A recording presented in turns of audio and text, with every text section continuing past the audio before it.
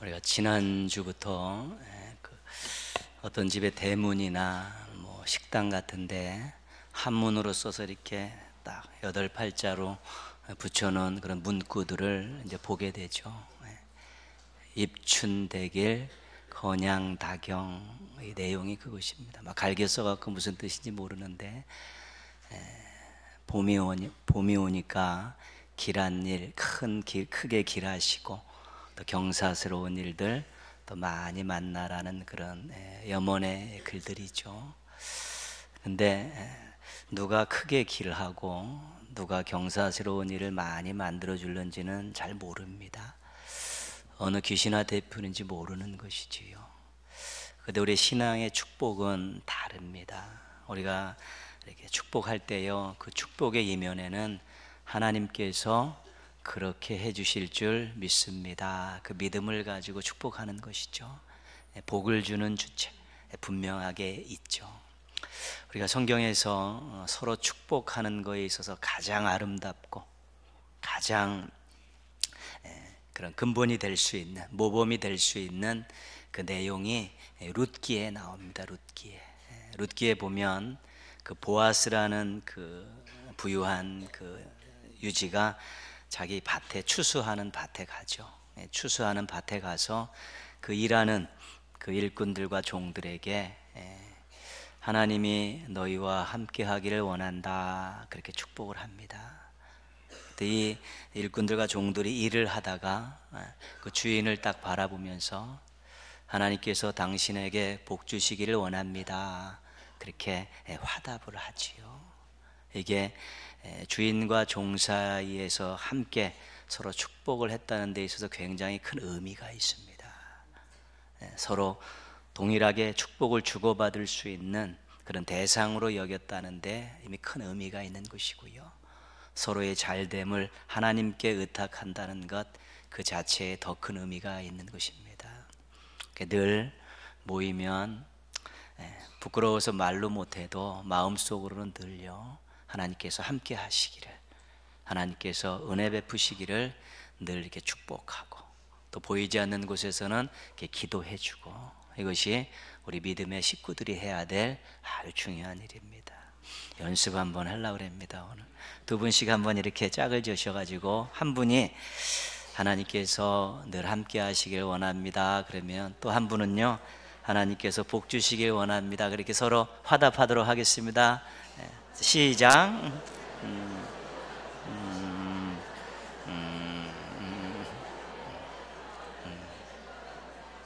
그렇죠.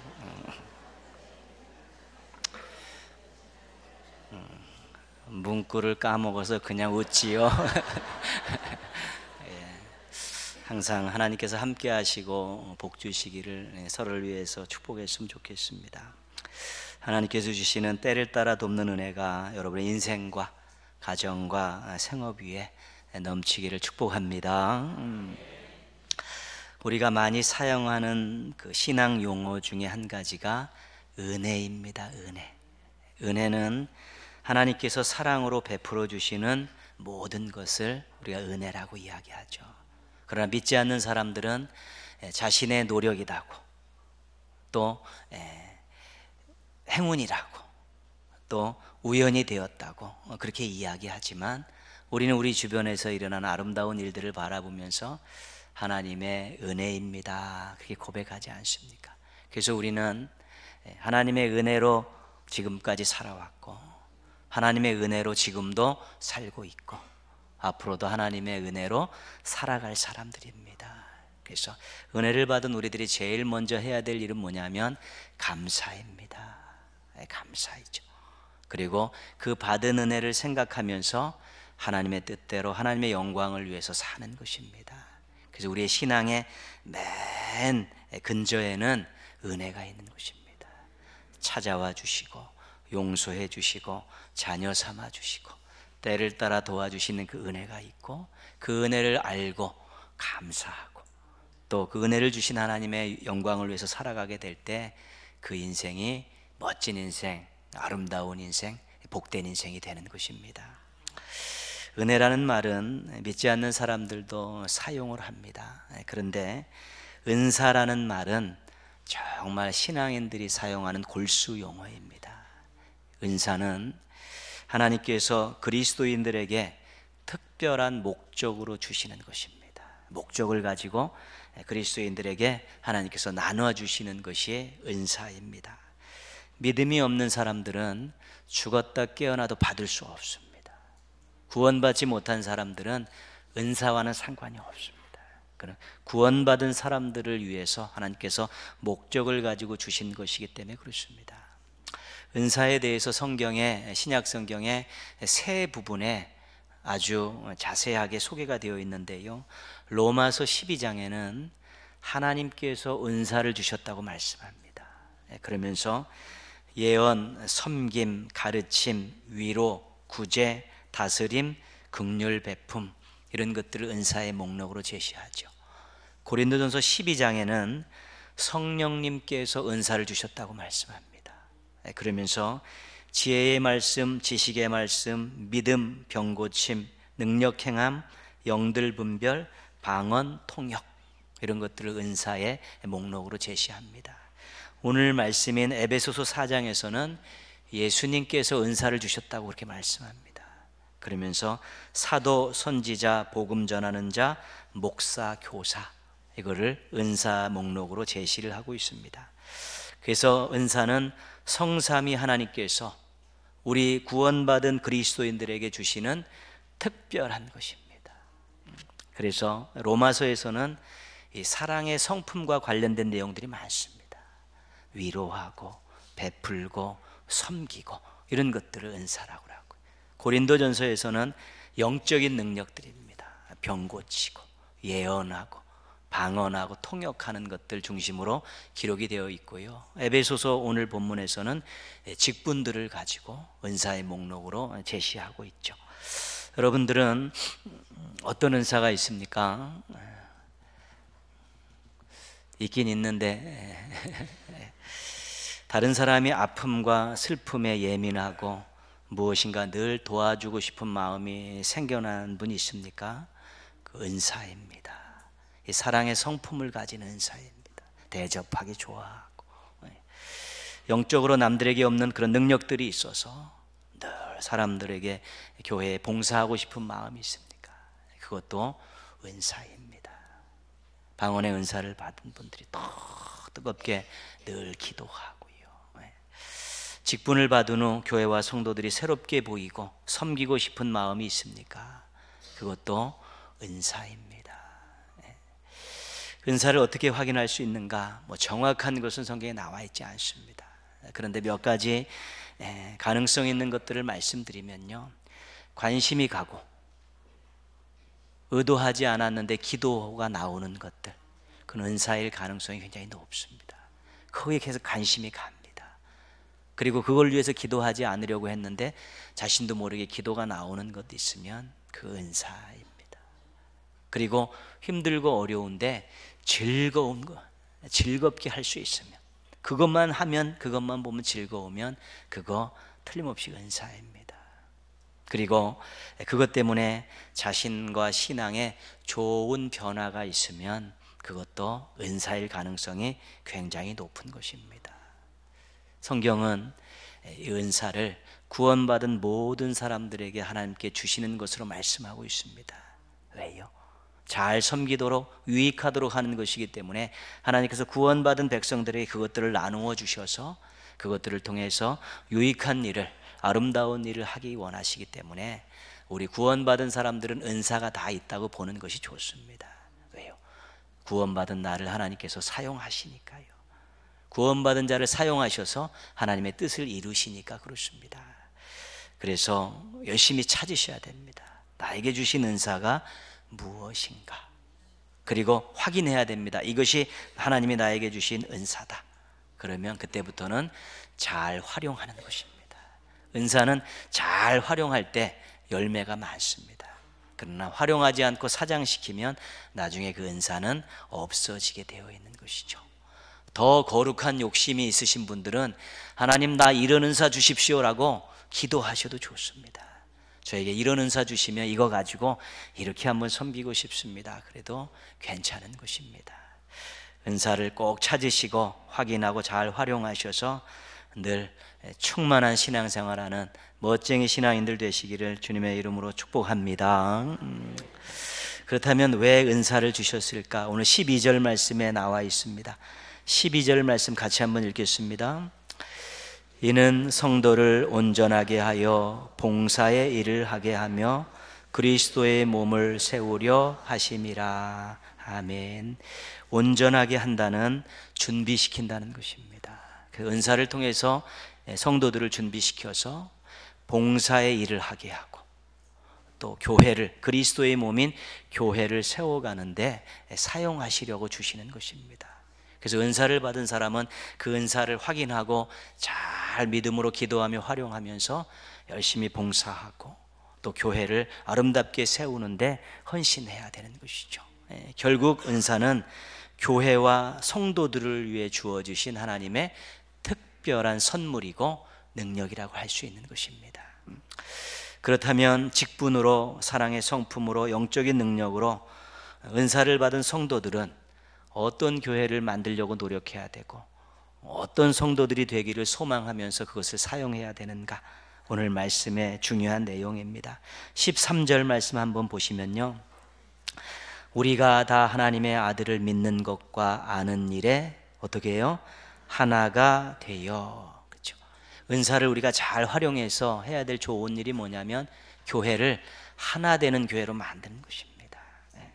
교회의 지체들이 서로 하나가 되도록 은사를 활용해야 되는 것이죠. 그래서 은사를 절대로 자신을 위해 사용하는 것 아닙니다. 자신을 위해 사용하다가 큰일 치른 사람들이 많습니다. 과거에 여러 많은 이단들의 교주들은 실은 전부 다 산기도 하다가 능력받은 사람들이 많습니다. 병 고치고 귀신 쫓아내고 막 그러다가 어느 날 갑자기 내가 예수다 그러면서 이단이 된 것입니다. 그 능력을 막 가지고 그 은사를 교회를 위해, 성도들을 위해 사용해야 되는데 내가 예수다 교만해져서 그렇게 될 수 있다는 것이죠.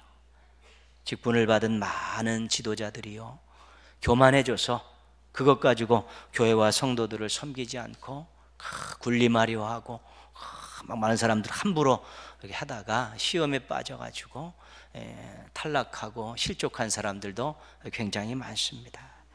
사랑의 성품을 가진 사람들이 자신의 인기와 이익에 그것을 사용하다가 신앙에서 이탈하고 교회를 어지럽힌 일도 굉장히 많다는 것입니다. 그런데 교회의 지체인 성도들이 또 교회가 하나 되는 것보다 더 중요한 건 뭐냐면 하나 된 다음입니다. 하나 된 다음에 뭘 해야 되냐면 그리스도와 일치해야 된다는 것입니다.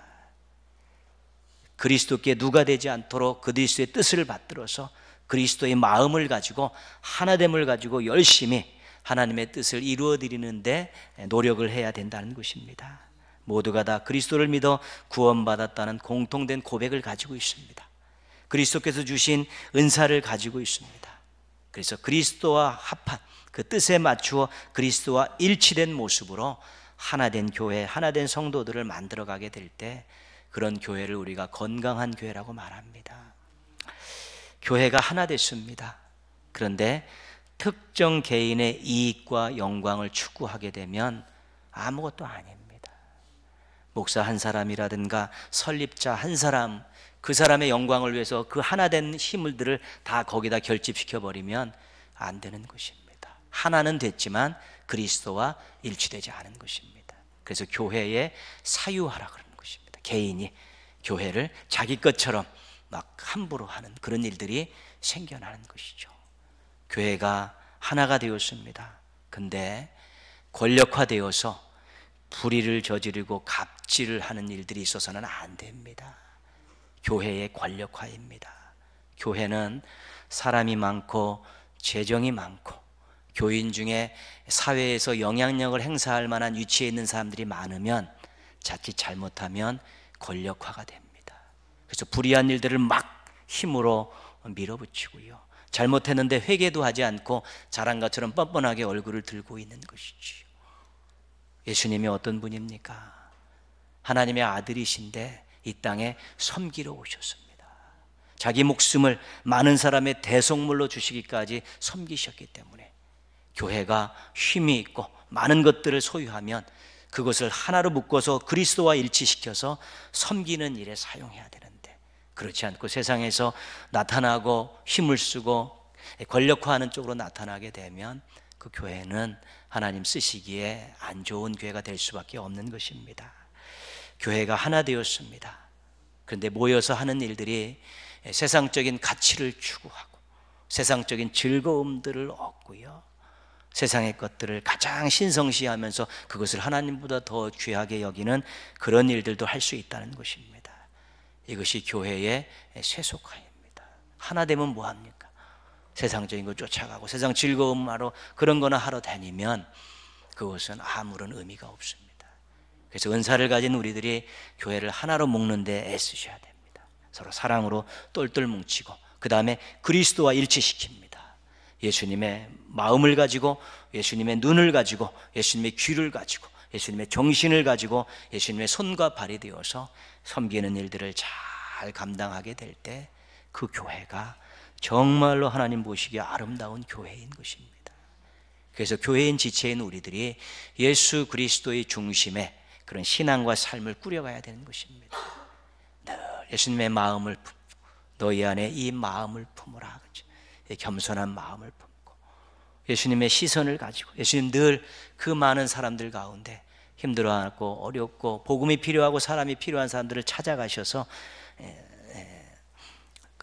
베푸시고 제시하셨던 그런 모습들, 또 그들의 작은 신음에도 다 들고 찾아가 위로해 주셨던 그런 모습들을 생각하면서 우리가 그리스도 중심으로 하나가 되고 또 그리스도와 일치된 그런 성도들과 교회들이 되어질 때 정말 우리가 이 세상에서 꼭 필요한 교회의 모습을 가지고 살아갈 수 있게 되는 것입니다. 옛날에는 교회의 어지러움이 전부 은사 때문이 많아요. 7, 80년대에는 교회가 문제가 생겼다 그럼 다 은사 때문입니다. 은사를 받은 사람들이 섬기지 못하고 질서를 어지럽히고 막 엉망진창하고 교회를 분열시키는 그런 일들이 있어서 굉장히 어려움들을 많이 겪었습니다. 그러나 오늘날은 그렇지 않습니다.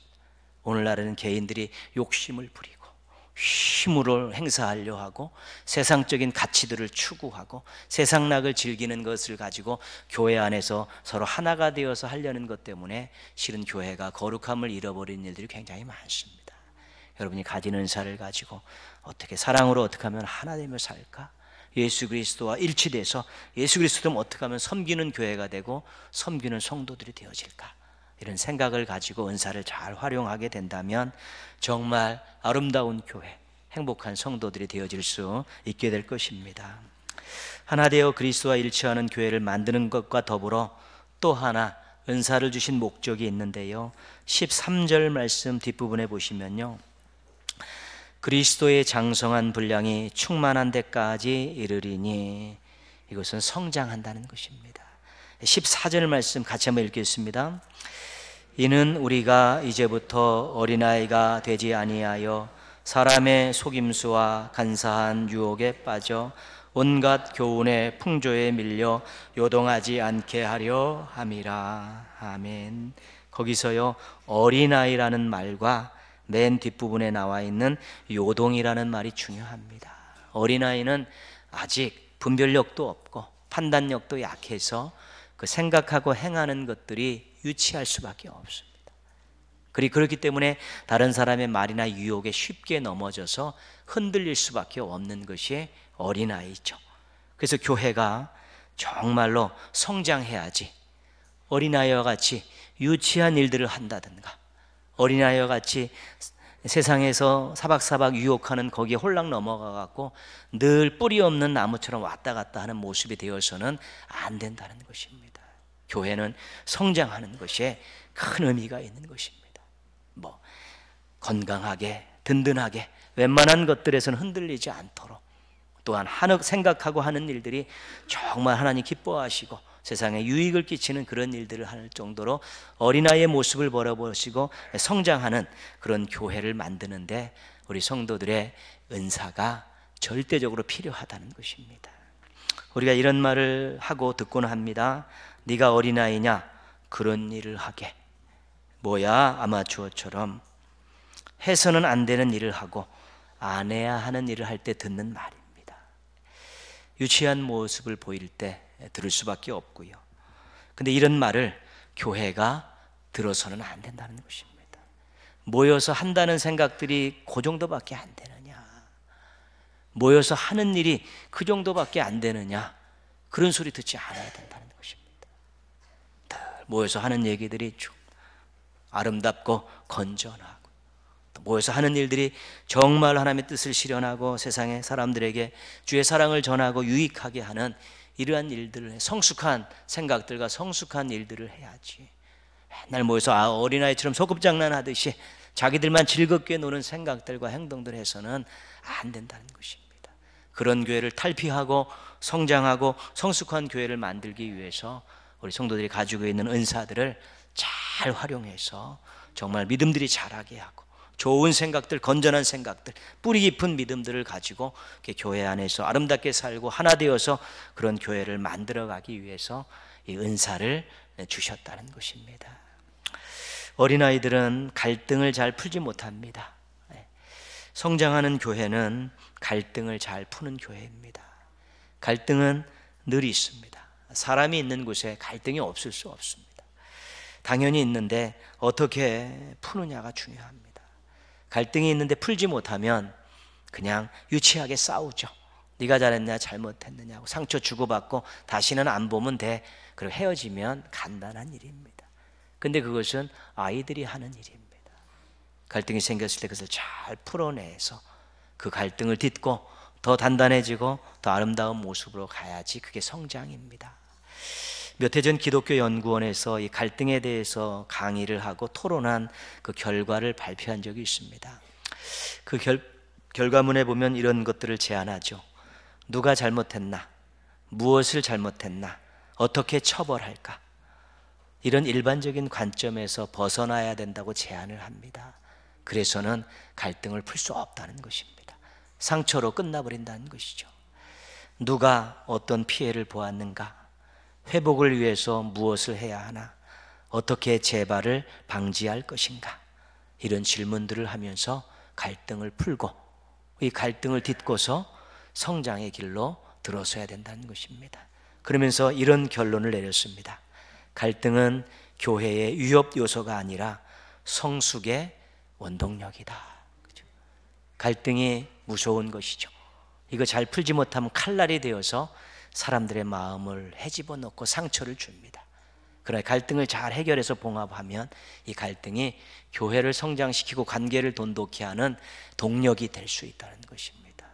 그래서 갈등을 잘 푸는 교회가 성숙하고 성장하는 교회가 되고, 성장하고 성숙해질 때 또 갈등을 또 잘 풀 수 있고요. 그 안에서 상처받는 사람보다는 더 단단해지고 더 풍성해지고 더 지혜로운 사람들이 많아지기 때문에 교회가 아름다운 교회로 성장할 수밖에 없다는 것입니다. 어린아이들은 판단력이 부족합니다. 그래서 유혹 앞에 쉽게 넘어갑니다. 이단들의 공격에 추풍낙엽처럼 떨어지는 성도들이 얼마나 많은지 모릅니다. 세상에서 내세우는 가치들을 쫓아가다가 실족하는 성도들이 얼마나 많은지 모릅니다. 우리가 교회가 성장하고 성숙해지면 지체인 성도들도 성장하고 성숙해집니다. 세상적인 가치들 바라보면서 콧방구도 안 끼죠. 이단들이 내미는 그러한 유혹적인 말들이 거짓말이라는 것을 분명히 알게 되는 것이죠. 그러면서 그런 것들을 잘 쳐내고 잘 대항하면서 그런 아름다운 교회 속에서 행복하게 신앙생활을 할 수 있게 되는 것입니다. 교회가 성장할 때 지체들이 성장하는 것입니다. 지체들이 건강할 때 교회가 건강해지는 것입니다. 우리 한 사람 한 사람이 교회라는 인식을 가지고요, 자신이 주어진 은사들을 잘 건전하게 잘 활용하게 될 때 서로에게 힘이 되어지고 또 서로 힘을 합할 때 우리 건강한 교회, 성숙한 교회가 되어질 수 있게 되는 것입니다. 성장한 교회는 내적으로 평안하고 외적으로 담대함을 가질 수 있습니다. 내적으로 풍성하고 외적으로 나눔을 가질 수 있는 교회가 될 수 있는 것입니다. 우리 모두는 은혜 받은 사람들입니다. 또한 은사를 가진 사람들입니다. 받은 은혜 생각하며 가진 은사를 잘 활용해서 그리스도와 일치되는 교회를 만들고 성장하는 교회를 만들기 위해서 우리가 노력해야 되는 것입니다. 그리스도와 일치하는 교회가 건강한 교회입니다. 건강한 교회는 우리 성도들에게 방향을 지시해 줍니다. 가야 될 길을 가르쳐 줍니다. 성장하는 교회는 충만한 교회입니다. 충만한 교회가 우리들의 삶에 힘을 보태주는 것입니다. 교회가 푹 충만하면 와서 예배드리고 훈련받고 서로 교제하면 집에 돌아갈 때쯤 되면 막 불끈불끈 힘이 솟습니다. 세상을 향해 나가는 발걸음이 막 좋습니다. 힘차고 그렇습니다. 그래서 우리가 건강한 교회, 충만한 교회를 지향하는 이유는 우리가 어떻게 어떤 방향으로 나가야 될까를 제시해주고 세상 속에 사는 우리들에게 넉넉히 이길 수 있는 힘을 실어주기 때문에 그렇습니다. 교회가 모여서요, 하나님께 예배도 드리지만 우리가 함께 모여서 예배드리고 교제하고 훈련받는 것이 우리들의 인생의 방향을 결정하고 우리 인생의 원동력을 제공받는 것이기 때문에 얼마나 함께 모이는 것이 중요한지 모릅니다. 혼자 집에서 예배드릴 수 있습니다. 그러나 힘을 얻지는 못합니다. 혼자서 얼마든지 예배드릴 수 있습니다. 그러나 정말 하나님이 주시는 귀한 뜻들을 발견하기 쉽지 않습니다. 물론 육신의 연약함이라든가 삶의 어려움 때문에 어쩔 수 없이 그렇게 드리는 분들은 예외지만 함께 모일 수 있음에도 불구하고 혼자서 고독하게 떨어져서 신앙생활을 하려는 그런 모습에는 무언가 성장이라든가 충만이라는 것들을 또 서로 상호간에 유익을 끼치는 모습은 기대할 수 없는 것입니다. 건강하고 충만한 교회가 하나님께 쓰임받습니다. 건강하고 충만한 교회가 다음 세대에게 자랑스럽게 물려줄 수 있는 교회입니다. 착각하지 마십시오. 나는 은사가 없다. 나는 교회를 떠나서도 신앙생활 잘할 수 있다. 착각입니다. 방심하지 마십시오. 나는 신앙생활 잘하고 있다. 나는 이 정도면 충분하다. 방심입니다. 겸손하십시오. 하나님, 부족함과 연약함을 도와주십시오. 주님 없이 살 수 없습니다. 이런 마음 가지고 살아야 되는 것이죠. 오늘 우리가 공동회를 통해서 일꾼을 세웁니다. 일꾼을 세우는 이유는 건강한 교회, 충만한 교회를 만들기 위해서 그렇습니다. 어떤 결과가 나오든지 그 결과에서 우리가 하나 되고 다시 그리스도와 일치시키고 다시 우리가 참으로 하나님의 영광을 위한 새로운 마음들을 품고 발걸음을 또 내딛는 것입니다. 그것이 우리가 해야 될 일입니다. 결과는 하나님께 맡겨 있는 것이죠. 관심 갖고 기도하고 함께 축복하며 일꾼들을 세우고 우리 이제 충만한 교회, 건강한 교회 만들어서 하나님께 더 큰 영광 올려드리자, 그런 마음과 그런 결의를 가지고 공동회의를 마치고 또 내일부터 힘찬 발걸음들을 내딛어야 되는 것입니다. 여러분이 주신 은혜 잊지 마십시오. 감사하십시오. 여러분에게 꼭 주신 은사 찾으시고 잘 활용해서 우리 건강한 교회, 충만한 교회 만들어서 이 안에서 행복하게 신앙생활하고 이 교회를 통해서 하나님의 뜻을 세상에 전하는 우리 멋진 성도들 되시기를 주님의 이름으로 축원합니다. 아멘.